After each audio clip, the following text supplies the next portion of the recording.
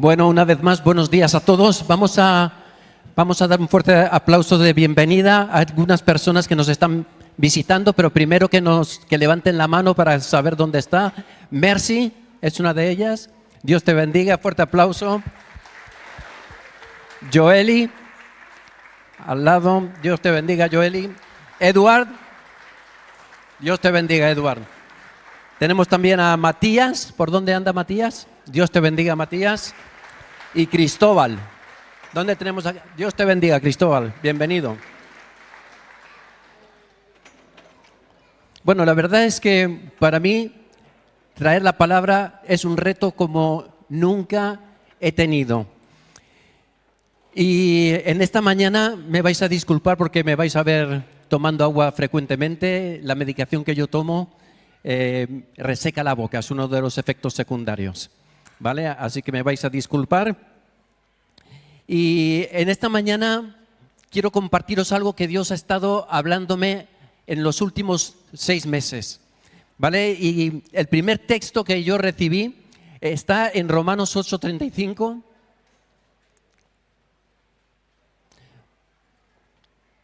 Bueno, la presentación, por favor, me volvéis atrás, el título de la predicación, Cristianismo y sufrimiento.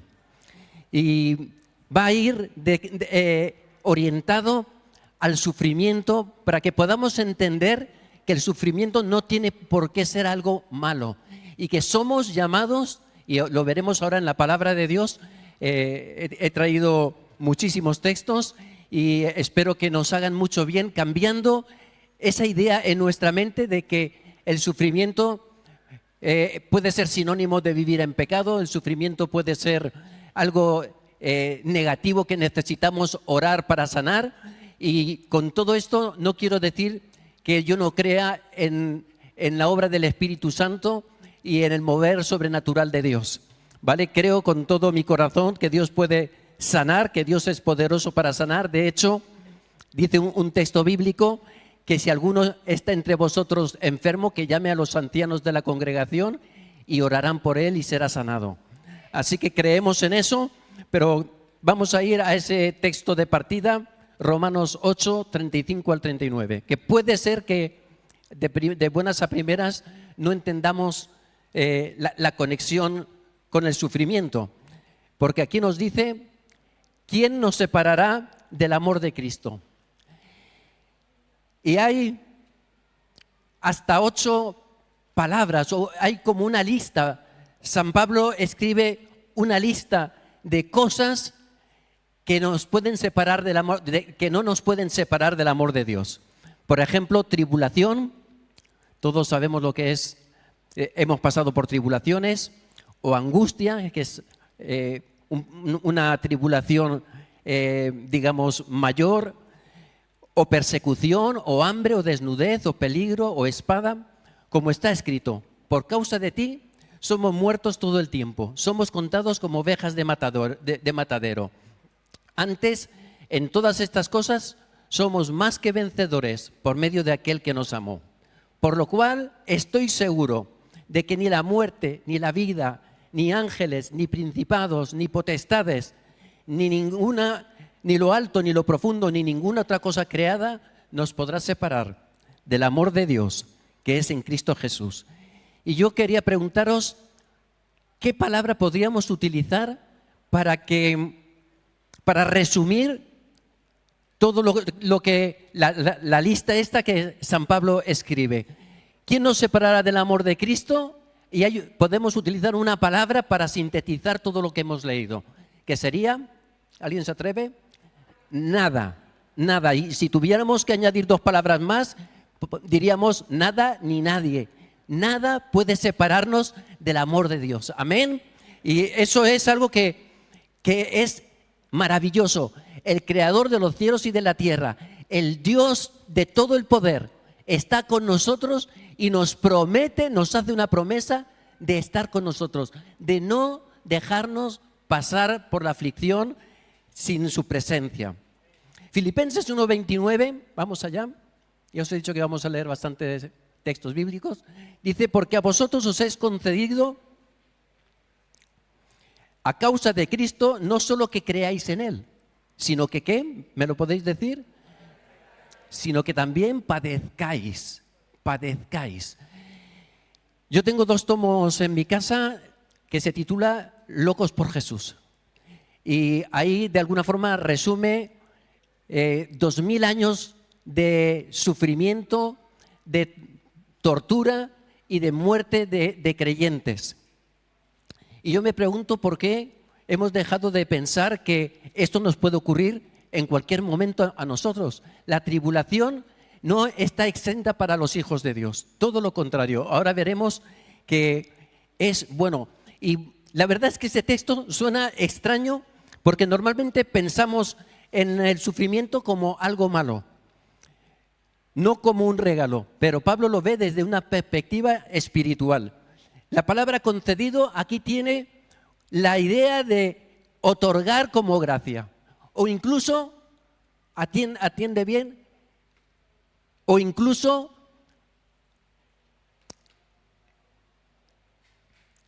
hacer un privilegio.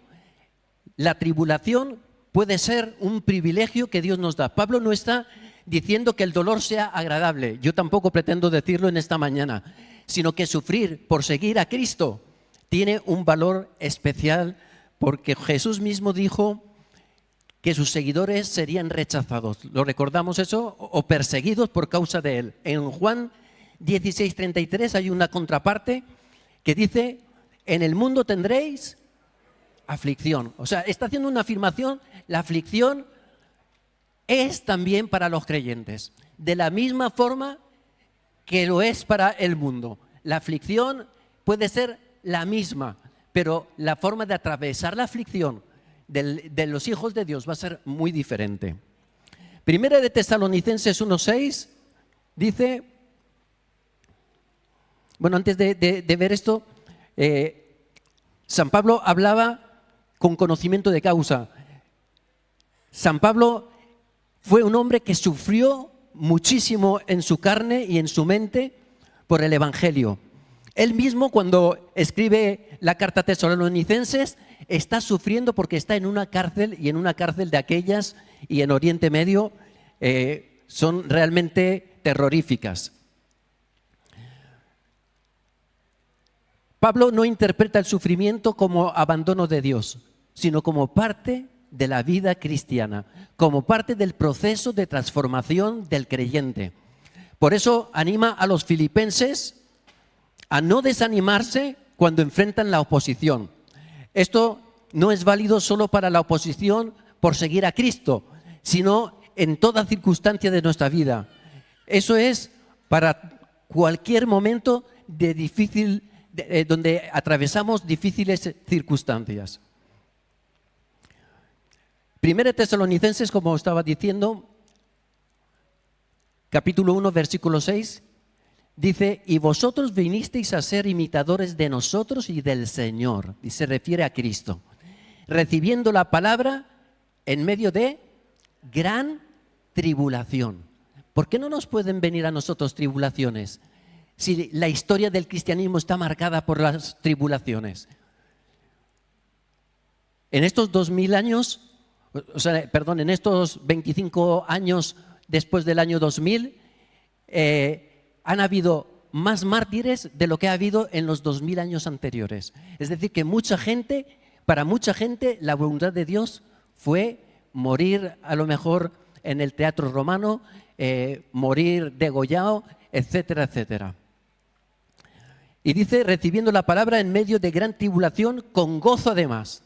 No solamente que tenía tribulaciones, sino que además las tenía que recibir con gozo, ¿vale? Así que ya no tenemos por qué decir, bueno, ¿cómo vas? Tirando, arrastrando los pies.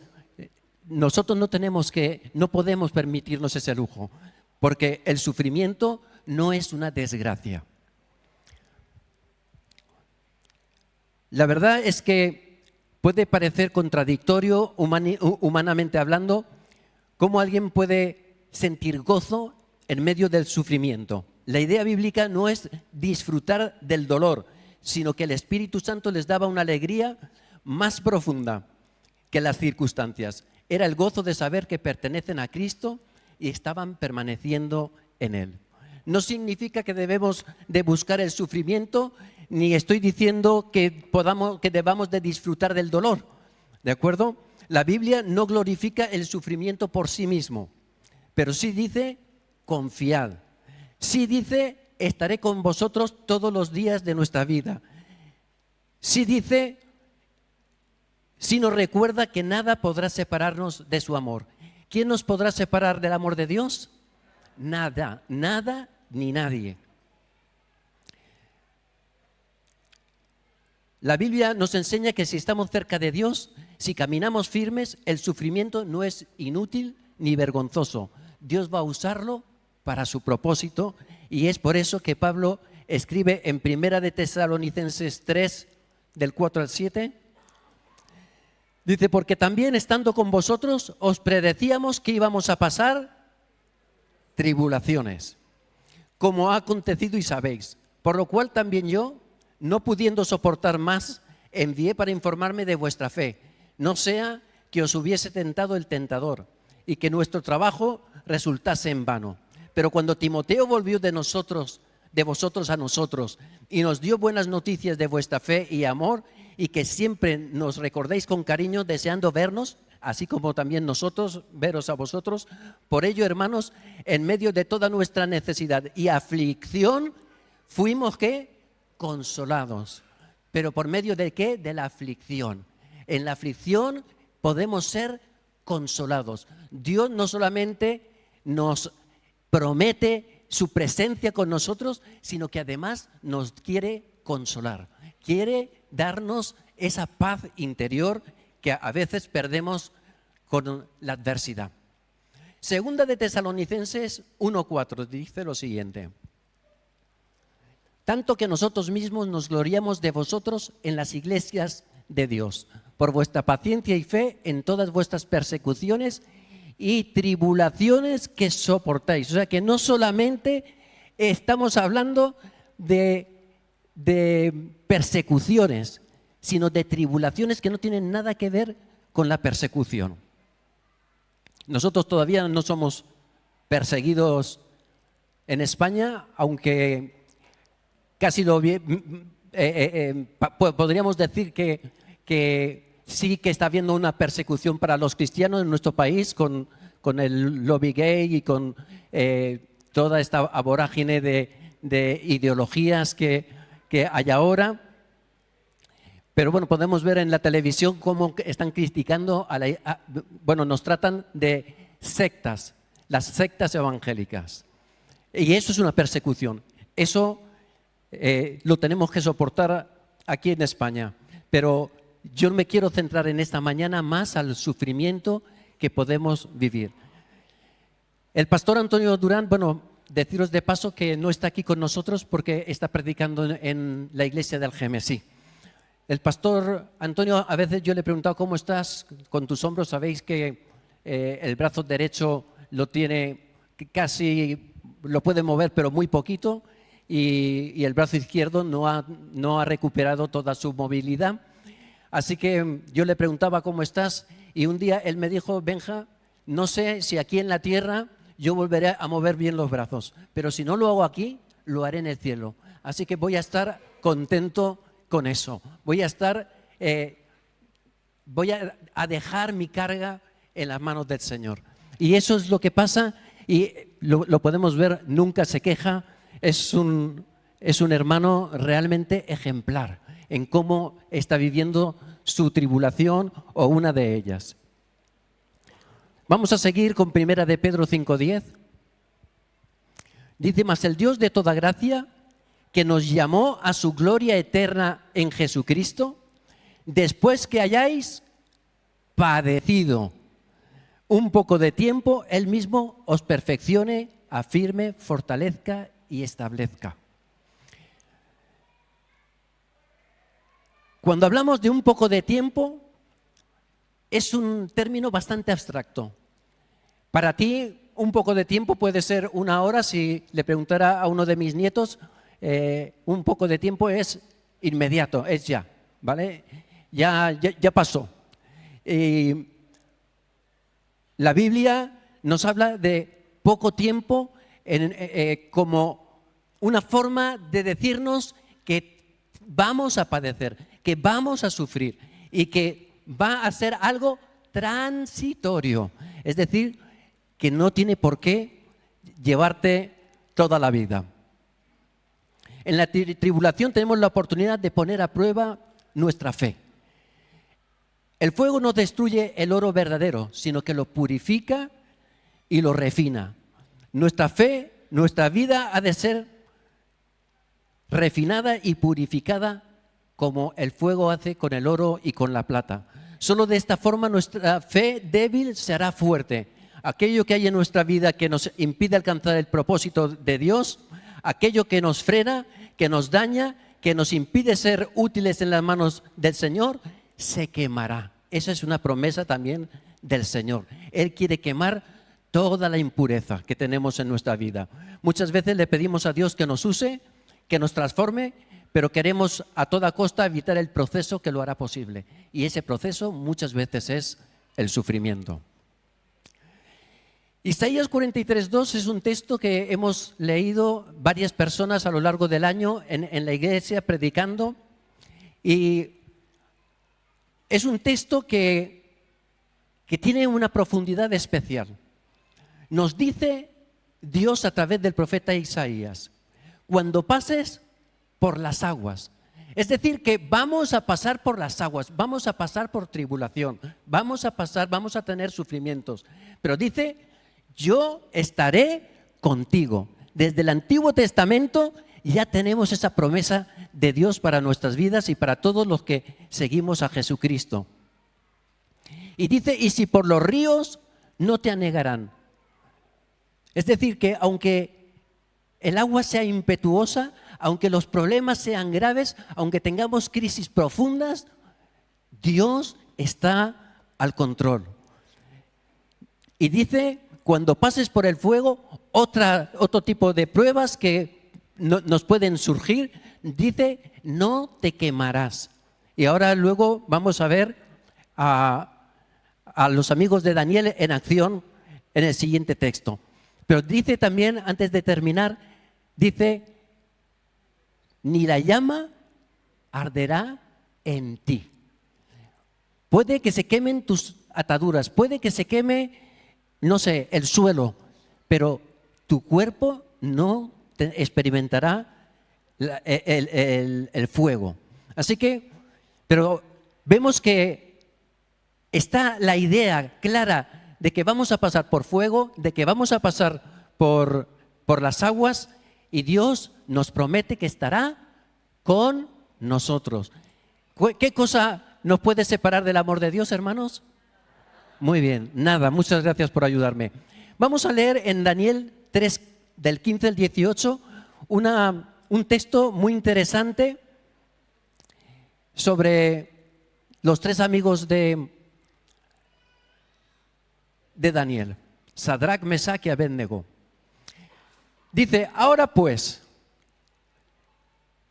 ¿estáis dispuestos para que al oír el son de la bocina, de la flauta, del tamboril, del arpa, del salterio, de la zampoña y de todo instrumento de música, os postréis y adoréis la estatua que he hecho?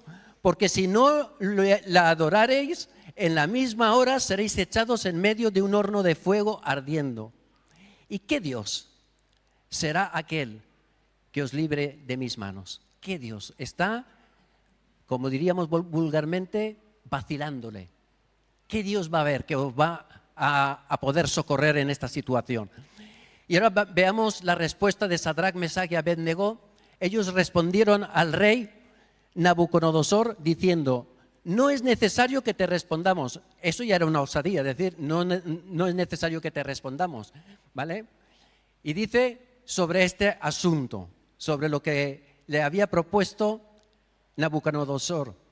Dice: he aquí nuestro Dios, a quien servimos. Y esto yo lo he puesto en mayúscula en mi nota, porque dice: he aquí nuestro Dios, a quien servimos, puede librarnos del horno de fuego ardiendo. Y dicen algo muy contundente. Dicen, he aquí nuestro Dios a quien servimos, puede librarnos del horno de fuego ardiendo y de tu mano, oh rey, nos librará. Pero podría ser que no. Y dicen, y si no, sepas que pase lo que pase, eso lo estoy añadiendo yo, oh rey, que no serviremos a tus dioses, ni tampoco adoraremos la estatua que has levantado. Puede, cuando la Biblia, cuando se escribe que puede librarnos, automáticamente es porque pudiera ser también que no los libraran, que no los librara Dios.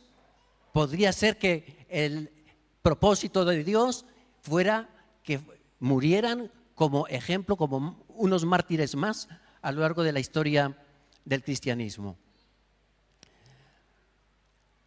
Estos tres amigos demuestran una fe inquebrantable por parte de ellos, no de que sería lo que ellos querían o creían que era mejor, sino en que Dios estaba al control. Y Dios está al control de tu problema, de tu situación, de tu aflicción y de tu sufrimiento.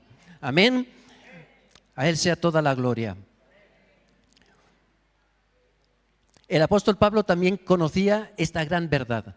Él le pidió a Dios por 3 veces que le quitara el aguijón. ¿Y cómo le respondió?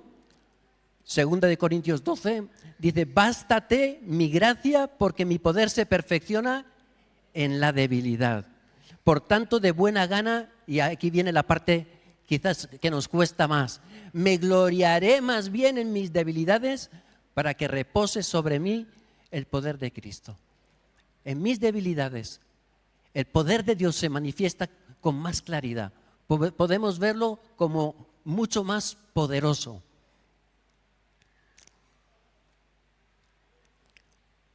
Dios no siempre nos va a librar de las pruebas, pero siempre nos va a sostener en medio de ellas. Y es por eso que podemos alegrarnos y gloriarnos en la aflicción. Escucha bien, alegrarnos en la aflicción. Por otro lado, podemos ver qué es lo que sucedió en este horno. Dice que ni un solo pelo de la cabeza de ellos se había quemado. ¿Pero qué se quemó? En los versículos 21 y 24 dicen que habían metido en el horno a estos jóvenes atados. Pero en el versículo 15 se nos dice que estos jóvenes andaban sueltos por el horno. Se habían quemado sus ataduras. Pero ellos no tenían ni rastro del horno de fuego. Amén. Así que podemos estar confiados porque Él nos dice, yo estaré contigo donde quiera que vayas. Cada vez que te encuentres en un horno de fuego, sufrimiento, que estés pasando por tribulación, tiene un propósito. Dios tiene un propósito contigo. Y es por eso que podemos alegrarnos cuando estamos pasando un tiempo difícil, porque sabemos que a los que aman a Dios, todas las cosas obran para bien. Romanos 8:28. Que no nos deja solos en ese horno de fuego, porque Él ha prometido estar con nosotros hasta el fin del mundo. Y que además no es inútil ese tiempo de aflicción, sino que nuestra fe será puesta a prueba y fortalecida nuestras vidas. El Salmo 119:71, en la versión de las Américas, dice, bueno es para mí ser afligido, para que aprenda tus estatutos. Es como que necesitamos, para crecer, para madurar, necesitamos pasar por aflicciones y sufrimientos. En Hebreos 5:8 dice, y aunque era hijo, se está refiriendo a Cristo, por lo que padeció, aprendió la obediencia, por lo que padeció. Y sabemos que el padecimiento de Cristo fue físico, emocional, y que ese sufrimiento físico fue extremo hasta quedar asfixiado colgando de la cruz. Muchas veces pasaremos por aflicción, porque son parte de la vida. Y en ambas circunstancias Dios puede usar esas pruebas para producir perseverancia, madurez y una fe más profunda. En Lucas capítulo 22, versículo 40 al 45, dice que Jesús sufría porque sabía lo que le iba a acontecer. Y dice, si es posible, pase de mí esta copa. Es decir, que Jesucristo no estaba en el huerto de Getsemaní disfrutando y esperando que lo crucificaran. Él también sentía el dolor, igual que lo hacemos nosotros. Él padeció por nosotros y lo hizo hasta las últimas consecuencias. Jesús es el ejemplo perfecto de obediencia.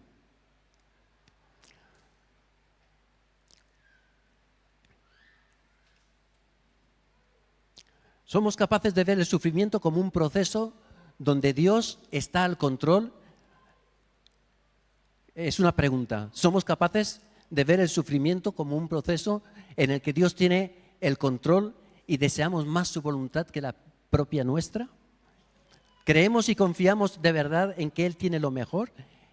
¿En que esto que nos está pasando, esta aflicción que estamos atravesando,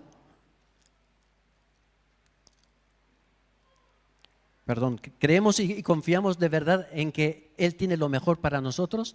¿En que esto que nos duele, que nos aflige hoy, es lo mejor para nosotros? ¿Seríamos capaces de decir, por tanto yo de buena gana me gloriaré en mi enfermedad, en mi escasez económica, en mi soledad, en mi depresión, en mi sufrimiento en definitiva? ¿Seríamos capaces de decir, no, podríamos ser capaces de decir, ni la depresión, ni la pérdida de un ser querido, ni la tristeza, ni lo que quiera que sea que estemos viviendo, nos podrá separar de su amor? Espero que la respuesta sea afirmativa. Segunda de Corintios 4:17 dice, porque esta leve, ¿qué? Tribulación produce en nosotros un cada vez más excelente y eterno peso de gloria. Es decir, que Dios nos quiere perfeccionar como el fuego purifica el oro y la plata. Dios quiere trabajar en nuestras vidas porque el sufrimiento para el creyente tiene propósito. Dios tiene un propósito. Puede ser que sea más corta, más larga, pero Dios tiene un propósito para perfeccionarnos y establecernos. Hechos 14:22 dice, y diciéndoles, es necesario que a través de muchas tribulaciones entremos en el reino de Dios.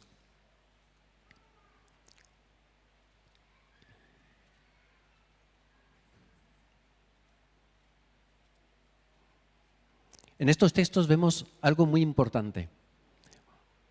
Pedro, así como Pablo, recuerdan que las pruebas son por un poco de tiempo, comparadas con la gloria futura, comparadas con la vida eterna, comparada con esa estancia infinita en el cielo que vamos a pasar nosotros cuando partamos de este mundo o cuando Dios venga a por nosotros. La esperanza eterna cambia la forma de mirar el sufrimiento. San Pablo fijaba su mirada en Jesús, fijaba su mirada en el cielo y decía, lo que estoy sufriendo no es nada comparable. Saber el por qué o para qué pasamos la tribulación no es lo que nos dará paz. Tendremos paz si confiamos en que Dios estará con nosotros en todo tiempo. Cuando tenemos esa convicción en nuestra vida, es que podemos sentir paz en medio de las tormentas de la vida. Y aunque tengamos claro esto, que la tribulación tiene un fin y una finalidad, ¿por qué podemos tener paz? ¿Por qué podemos tener paz? Porque Dios ha prometido estar con nosotros. Mi padre murió a los 53 años de un cáncer de esófago-estómago. Pasó sufrimientos, pues grandes sufrimientos, hasta que llegó la hora en que partió con el Señor. Él siempre tuvo paz. Cuando salía del estado de semicoma, de en distintos momentos de su vida, él despertaba y nos hablaba del Señor. En aquel tiempo yo estaba apartado y sabía que era Dios hablando a través de mi padre. A los 33 años, nuestra cuñada Esther, ella dejó a un niño pequeño, pero en su cara podíamos ver su paz. Ella hizo la oración de fe con mi esposa y conmigo. Los dos fueron ejemplos de esa paz que sobrepasa todo entendimiento, porque eran conscientes de que Dios estaba con ellos y que nada podría separarlos de su amor. Hay muchos textos donde vemos esa promesa de que su presencia no nos dejará. Por ejemplo, en Mateo 28:20 dice, enseñándoles que guarden todas las cosas que os he mandado. Y he aquí, yo estoy con vosotros, ¿cuántos días? Todos los días, hasta el fin del mundo o hasta el final de tu vida.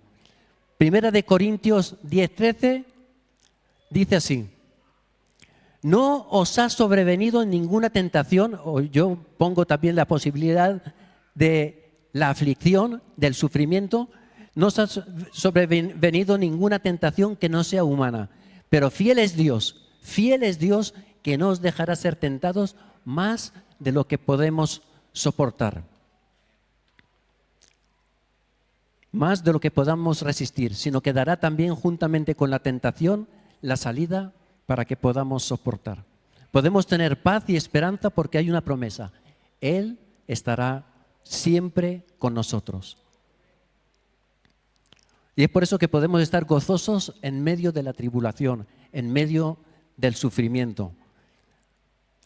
En Santiago 1:2 dice, tened por sumo gozo, Santiago 1:2, tened por sumo gozo cuando os halléis en diversas pruebas. ¿Cómo quiere Dios que nos encontremos en medio de la aflicción? ¿Cómo? Con gozo, con gozo. Humanamente es imposible, pero en el Señor los cristianos podemos disfrutar de la presencia de Dios atravesando el mar más embravecido, atravesando la tribulación que sea. Él ha prometido estar con nosotros. Segunda de Corintios 12, del 7 al 9, dice, por tanto, de buena gana me gloriaré, lo hemos leído antes, más bien en mis debilidades. Romanos 5:3 dice, y no solo eso, sino que también nos gloriamos en las tribulaciones.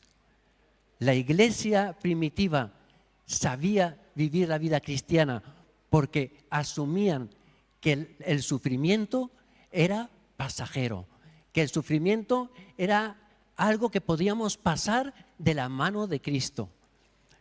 Romanos 12, bueno, lo he leído antes, gozosos en la esperanza, sufridos en la tribulación, constantes en la oración, que es lo que vamos a hacer dentro de un rato. El creyente puede ver las pruebas como motivo de gozo por lo que producen en nosotros, por ese refinamiento que necesitamos. Como veíamos antes, es fácil buscar a Dios cuando todo va bien, pero qué complicado es atravesar el sufrimiento con gozo en el Señor, con plena confianza con el Señor. Es en nuestra debilidad y aflicción donde veremos la gloria de Dios en nuestra vida y donde podremos conocerle de una forma mucho más íntima y personal. Hebreos 12:2 dice, puestos los ojos, ¿en dónde? En Jesús, el autor y consumador de la fe, el cual por el gozo puesto delante de él sufrió la cruz. Por el gozo puesto delante de él sufrió la cruz, menospreciando el oprobio, y se sentó a la diestra del trono de Dios. Y por último, Efesios 2:6 dice, y juntamente con él nos resucitó, y asimismo nos hizo sentar en los lugares celestiales con Cristo Jesús. Por eso cuando me preguntáis, frecuentemente digo, sentado con Cristo. Y es una posición tremendamente importante. Es una posición que es un privilegio para nosotros, poder sentirnos junto a Cristo sentado allí en los lugares celestiales. Estamos atravesando muchas dificultades en la iglesia. Tenemos actualmente a nuestros hermanos Rigoberto y Anadelia sufriendo por su hija Jorleni, y os pido que sigamos orando tanto por Jorleni como por sus padres. Nos encontramos, como decía antes, con el pastor Antonio. No me gusta utilizar la palabra inútil, pero los brazos no los mueve como él quisiera, ¿no? ¿Perdón? Impedido, sí, queda bastante mejor. Pero bueno, el resultado es el mismo. Tenemos a la pastora Loida con problemas de estómago, día sí, día no, y el del medio casi también. Tenemos problemas de muchas personas, problemas familiares, matrimoniales, problemas de todo tipo de índole, perdemos el trabajo. Creo que en la actualidad la iglesia Bethesda está pasando por un año que va a servir para purificar nuestras vidas. Va a servir para que podamos crecer y madurar. Lo que los discipulados no hacen, lo hace Dios a través del sufrimiento muchas veces. Así que cuando estés pasando sufrimiento, ¿qué deberíamos de hacer? Darle gracias al Señor, porque pese al sufrimiento estamos vivos, y porque de ese sufrimiento vamos a sacar perlas. Amén. Vamos a sacar esa transformación, ese refinamiento del oro o de la plata. Así que me gustaría que nos pusiéramos de pie. Yo sé que hay mucha gente que yo no he mencionado y que lo está pasando mal. Tenemos a Tony también con el problema cervical. Tenemos a la hermana Concha con ese problema de visión. También la hermana Nora, que está con problemas en la visión, en el ojo, en los ojitos. Y yo creo que ahora es el momento de darle gracias a Dios por lo que te está pasando. Aunque parezca ilógico, aunque parezca difícil, vamos a hacerlo en esta mañana. Cerramos nuestros ojos. Señor, en esta mañana queremos darte las gracias porque un día viniste a nuestra vida y nos diste el regalo más grande que un ser humano puede tener, la vida eterna. Y sobre todo tu presencia. Oh Dios, muchas gracias porque sobre todo cuanto pasemos podemos disfrutar de ti. Podemos estar confiados como Sadrach, Mesach y Abednego. Podemos descansar en ti, sabiendo que todo lo que nos ocurra y nos ocurre está bajo tu control. Señor, te agradecemos por tu presencia en esta mañana. Oh Dios, ayúdanos, Señor, a ser ejemplares, Señor.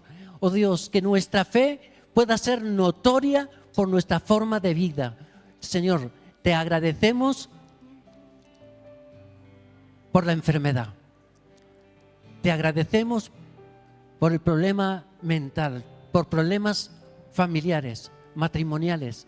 Te agradecemos, Señor, oh Dios, lo que estamos pasando, las crisis más profundas quizás de nuestra vida. Oh Dios, pero queremos decirte gracias, Señor. Queremos gloriarnos en la tribulación. Queremos obedecer tu palabra. Oh Dios, muchas gracias, porque de tu mano no hay nada que no podamos soportar. Muchas gracias, porque tú estás presente en nuestras vidas. Oh Dios, y estás pendiente de nosotros. A ti toda la gloria, en el nombre de Jesús de Nazaret. Amén. Gloria a Dios. Que Dios os bendiga. Espero que os haya bendecido esta predicación, a todos los que nos seguís desde las redes, y ya no tengamos como algo malo el sufrimiento, tengamos como que Dios tiene el control y quiere perfeccionarnos. Muchas gracias, que Dios os bendiga y nos vemos el miércoles a las 7 de la tarde. Muchas gracias. Vamos a traer nuestras ofrendas.